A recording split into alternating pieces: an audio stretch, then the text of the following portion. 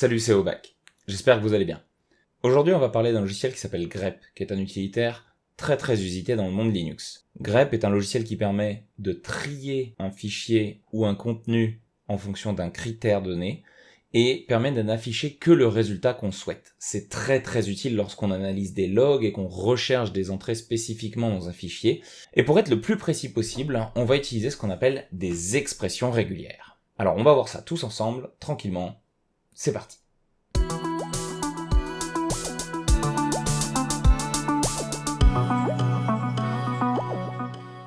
Grep va donc nous permettre d'aller trier un contenu qu'on va lui proposer, soit un fichier, soit le résultat d'une commande précédente, pour n'afficher que ce qui nous intéresse.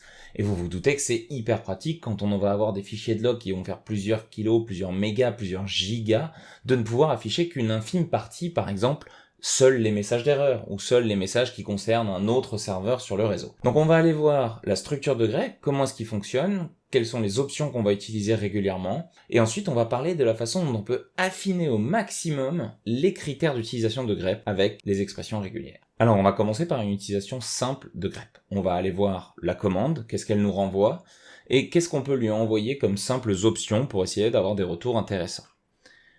Si je tape grep sans aucun argument, on voit qu'il me propose un schéma grep, option, pattern, file.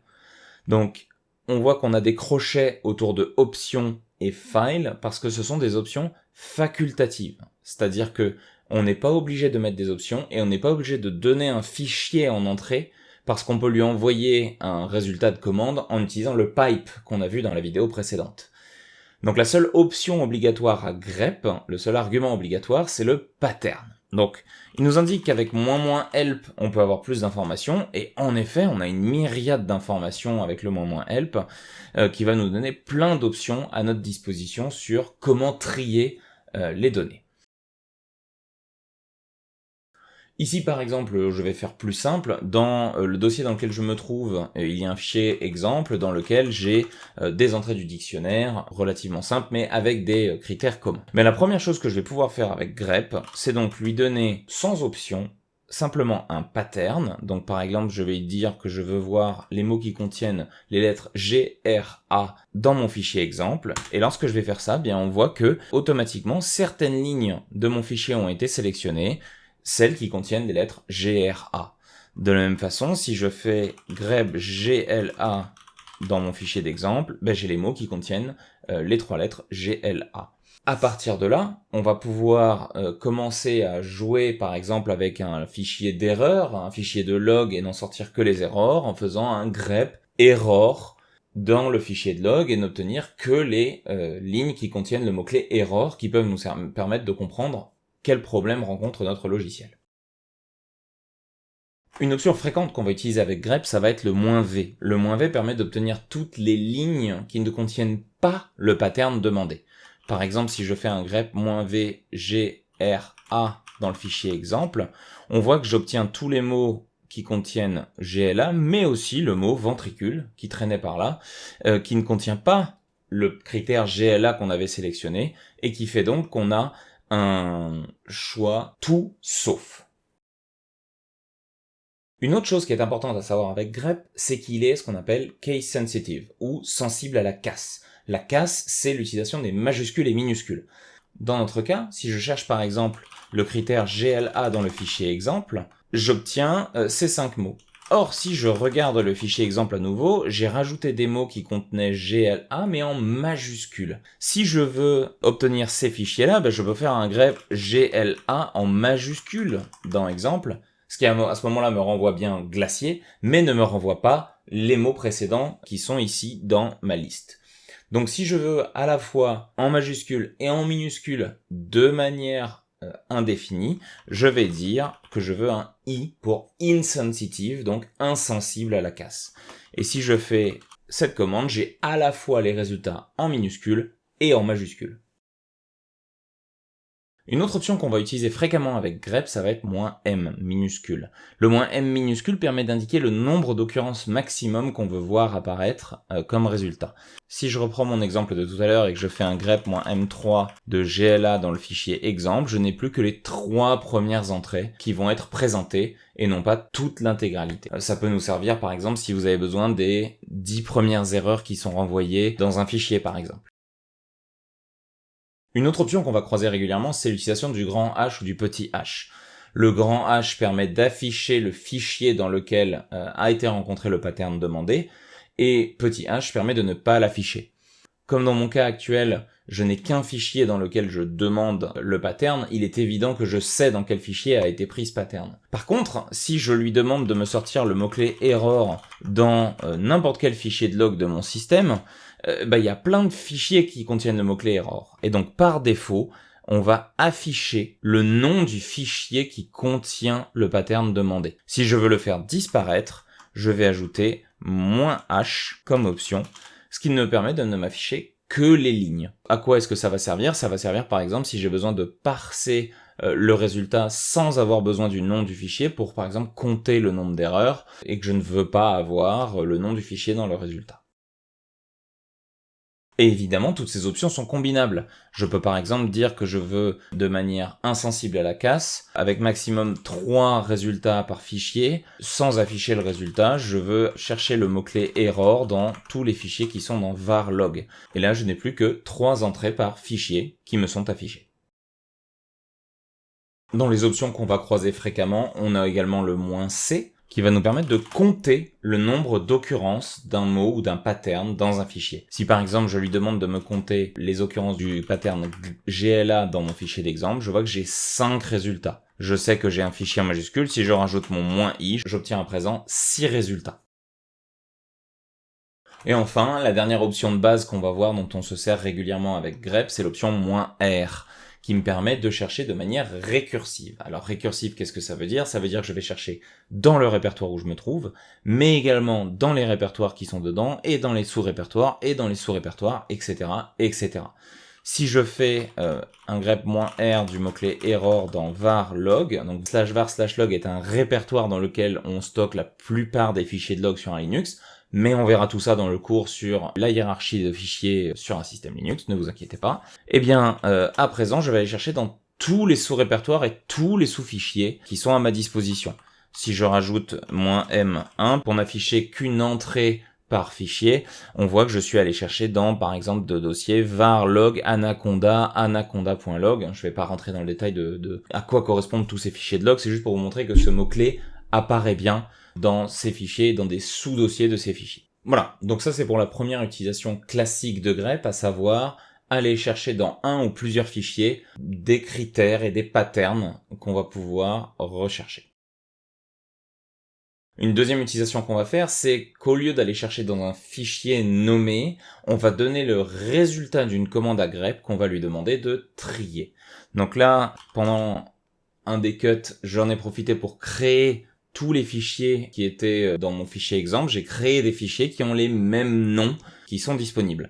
Maintenant que ce sont des fichiers, eh bien, je ne peux pas demander à grep de me lister directement les fichiers qui ont le nom GLA. Pour lister les fichiers, il faut que j'utilise la commande ls qu'on a vu dans la première vidéo. Il faut donc que je donne le résultat de la commande ls à grep pour qu'il puisse me trier les fichiers qui portent le nom que j'ai besoin de trier. Ici, si je prends par exemple ls-l, j'utilise le pipe pour renvoyer le stdout de ls à une autre commande, en l'occurrence grep, et là je vais mettre un pattern, par exemple gla, et plus besoin de mettre un fichier en argument, vous vous souvenez qu'il était entre crochets au tout début du man de grep, parce que j'ai déjà un contenu que j'ai fourni à grep. Et donc là, quand je fais entrer, j'ai bien des fichiers qui sont listés, qui contiennent le pattern gla. Donc à nouveau, très pratique. Si je liste par exemple les fichiers qui sont dans var log messages, avec une étoile pour dire n'importe lesquels, vous voyez que par exemple ici, j'ai des fichiers qui ont été créés à des dates données. Ça pourrait me permettre de trouver rapidement les fichiers créés en 2022. Si je fais un ls-l de var log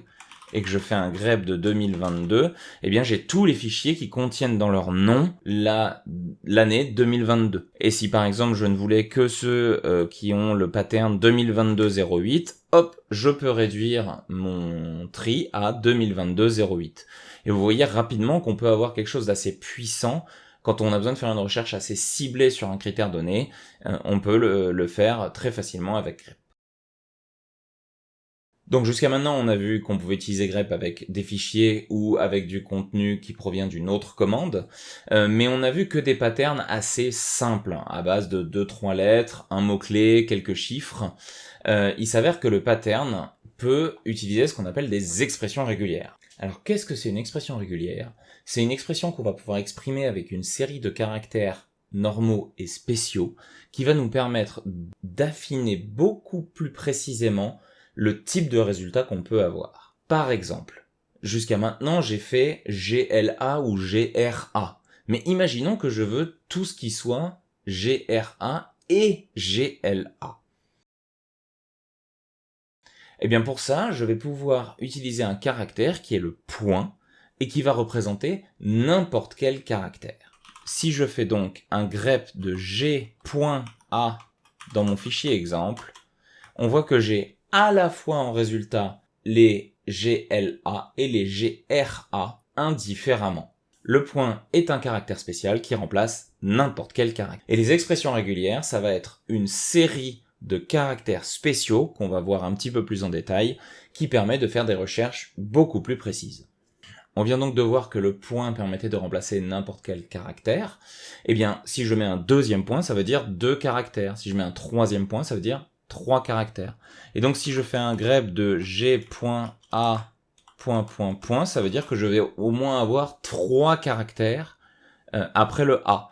Ce qui fait que je n'ai pas le même résultat que quand je fais un grep G.A, puisqu'il n'y a que les mots qui ont au moins 3 lettres après le critère. Alors là, vous voyez que mon grep met en couleur en plus le pattern qui a été découvert, ce qui nous prouve bien qu'il y a minimum 3 lettres à chaque fois après. Il peut y en avoir plus, mais il y en a minimum 3. Et donc les mots qui sont ici, par exemple glace, grasse, gras, grand, n'ont pas été sélectionnés parce qu'ils n'ont pas 3 lettres qui suivent. Un autre caractère qu'on retrouve fréquemment en expression régulière, c'est l'étoile, le wildcard.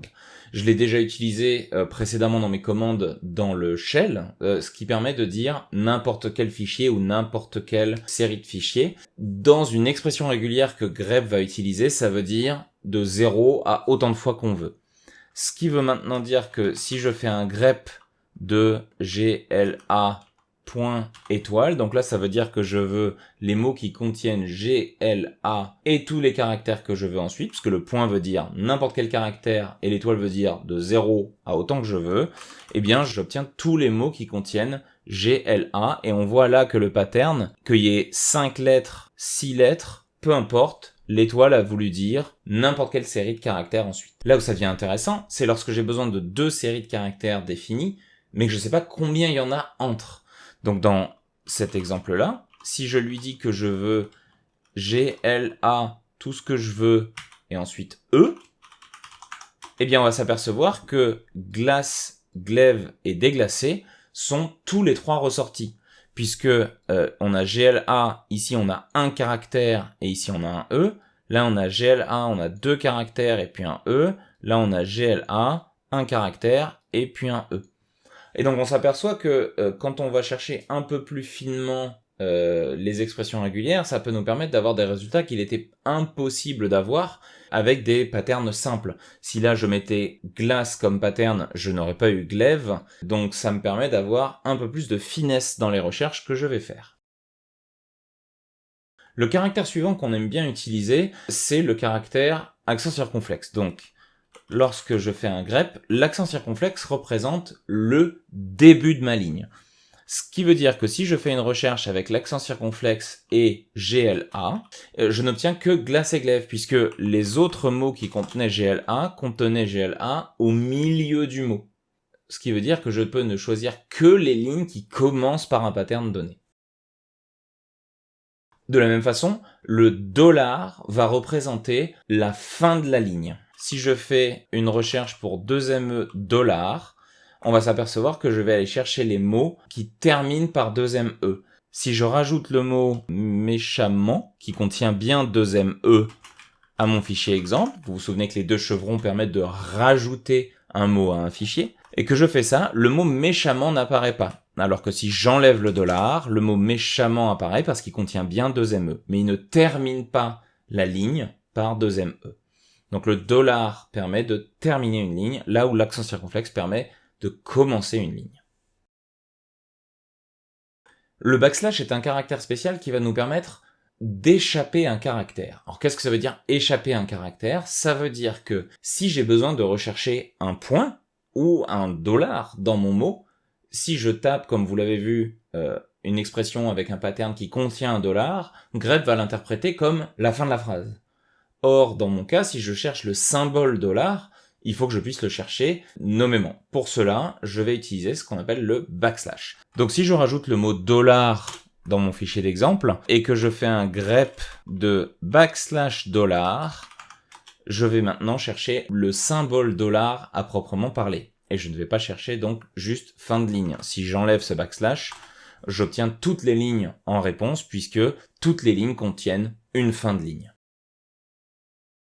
Un autre symbole qui est relativement utile, ça va être le pipe. Le pipe permet de dire où. Alors je sais qu'on a vu la dernière fois que le pipe avait une signification dans le shell, mais il faut savoir que plusieurs symboles peuvent avoir plusieurs significations dans différents contextes. Le dollar voulait dire que c'était des variables dans le shell, veut dire fin de phrase dans une expression régulière. Le pipe renvoie std_out vers le std_in d'une autre commande dans un shell, mais veut dire où lors d'une expression régulière. C'est pour ça qu'il va falloir faire un petit peu attention dans quel contexte est-ce que vous utilisez quelle commande et quel symbole, parce qu'ils n'auront pas le même fonctionnement. Donc on a vu que je pouvais rechercher les lignes avec GRA ou GLA en faisant un grep de G.A dans mon fichier exemple, mais malheureusement j'ai rajouté une ligne qui contient le mot G, ce qui veut dire que j'ai également un E. Or moi je n'étais intéressé que par les lignes qui contenaient GRA ou GLA. Et bien pour ce faire, on va pouvoir utiliser donc le pipe. Le truc c'est que le pipe est une utilisation d'expression régulière avancée, et je vais donc devoir indiquer à grep que je vais faire une expression régulière avancée. Pour cela, je vais utiliser grep moins grand E, et là je vais dire que je veux GRA ou GLA, et je vais lui demander de m'afficher le résultat, et là on voit que le mot G a bien disparu du résultat.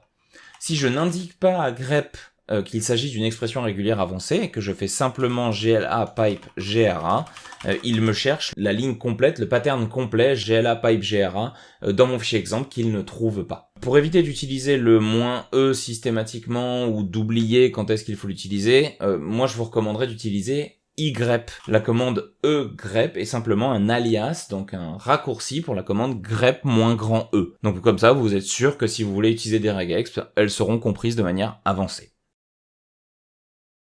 Enfin, le dernier symbole qu'on va voir aujourd'hui pour pas trop surcharger cette vidéo sont les parenthèses. Les parenthèses permettent de combiner, de factoriser certains aspects de vos patterns. Si je reprends l'exemple précédent avec GRA et GLA, je pourrais dire que je veux G, et ensuite je veux R ou L et A. Et lorsque je fais ça, eh bien j'ai bien le même résultat que quand j'ai fait un GRA pipe GLA, en factorisant pour n'écrire qu'une fois G et A. Alors, là, ça paraît superflu, évidemment, parce qu'on est dans un exemple très simple, mais il y a des moments où ça devient très intéressant de combiner des caractères pour n'obtenir que des variantes simples. Quand on se met à avoir des regexp qui font potentiellement des dizaines de caractères, plus on peut les simplifier et les condenser, mieux c'est. Un tout petit point que je vous précise maintenant, après avoir tapé toutes ces commandes, vous avez peut-être remarqué que lorsque j'ai commencé à utiliser les expressions régulières, je me suis mis à utiliser des guillemets simples. Ces guillemets simples permettent de dire à grep d'interpréter l'expression régulière, mais permettent surtout de dire au shell de ne pas les interpréter. Comme vous avez vu qu'on utilise des symboles en commun entre le shell et l'expression régulière, on ne veut pas que le shell interprète notre dollar ou d'autres caractères, et pour ça, le fait d'utiliser des guillemets simples fait que le shell traite ça comme une chaîne de caractères simple et n'interprète pas lui-même avant de donner ça à la commande grep. Et donc c'est pour ça que j'ai utilisé des guillemets pour mes expressions régulières. Aujourd'hui, on aura donc vu grep et l'expression régulière. Alors on a fait qu'effleurer la surface, croyez-moi, avec les expressions régulières on peut faire beaucoup de choses. Simplement je voulais pas rendre ça trop indigeste malheureusement, parce que je sais que ce sont des commandes et des concepts qui peuvent être un peu lourds à ingérer, surtout quand on n'a jamais manipulé de shell. Si vous voulez en savoir plus, je vais vous mettre dans la description 2 séries d'articles en anglais sur 2 logiciels qui s'appellent Hawk et Sed, où l'auteur a explicité de manière très didactique des expressions régulières pour que ce soit plus simple à comprendre. Donc si jamais vous voulez jeter un œil, il a publié un e-book avec ces séries d'articles, mais elles sont disponibles gratuitement sur le net, en anglais. Je vous recommanderais d'aller jeter un œil si ça vous intéresse. La prochaine fois, on verra comment est-ce qu'on se connecte en tant qu'un utilisateur, un autre, comment est-ce qu'on devient l'administrateur de la machine, ce genre de choses. Si ça vous a plu, n'hésitez pas à vous abonner pour pas manquer les sorties des prochaines vidéos. Et je vous dis à très bientôt. Ciao!